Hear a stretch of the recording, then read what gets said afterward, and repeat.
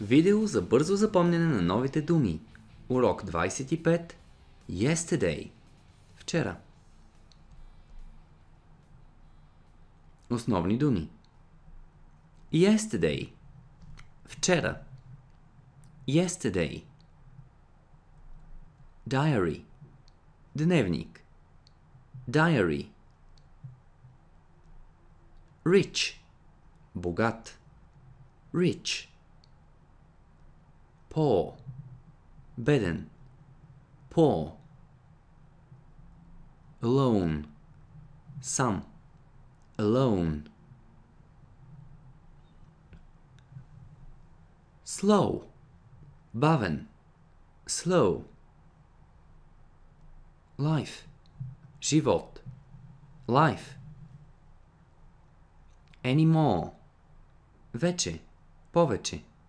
Anymore. Still. Още. Все още. Still. Чувства. In love. Влюбен. In love. Unhappy. Нещастен. Unhappy. Angry. Ядосан. Angry. Nervous. Нервен. Притеснен. Nervous. Bored. Отекчен. Bored. Допълнителни думи. Crowded. Претъпкан, препълнен. Crowded. Идва от думичката crowd, което означава тълпа. Crowded. Novel. Роман. Novel. Best-selling. Най-продаван. Best-selling. Author. Автор. Author. Когато дадена дума започва с AU в началото, обикновено произнасяме тази дума с дълго О. Не казваме author, а казваме author. Author. Fan. Фен, запалянко, почитател. Fan.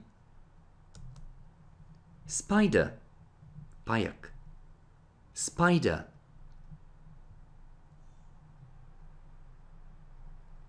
Mountain. Планина. Mountain. Quiet.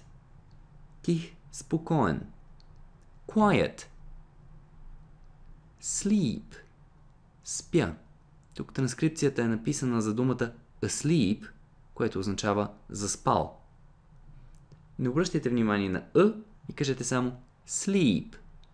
Спя. Пикник. Пикник. Пикник. Basket. Кошница. Basket. От тук идва и баскетбол. Кошница или кош и топка прави спорта баскетбол. Basket. Кошница. Full. Пълен. Full. Delicious. Вкусен. Delicious. Cold. Студен. Cold. Tomorrow. Утре. Tomorrow. Bicycle. Велосипед. Bicycle.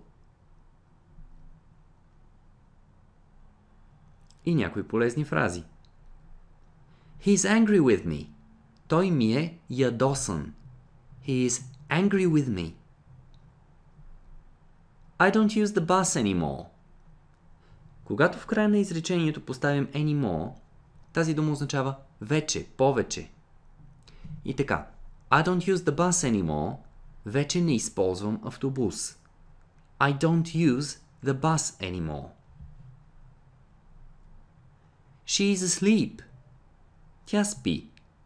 She is asleep.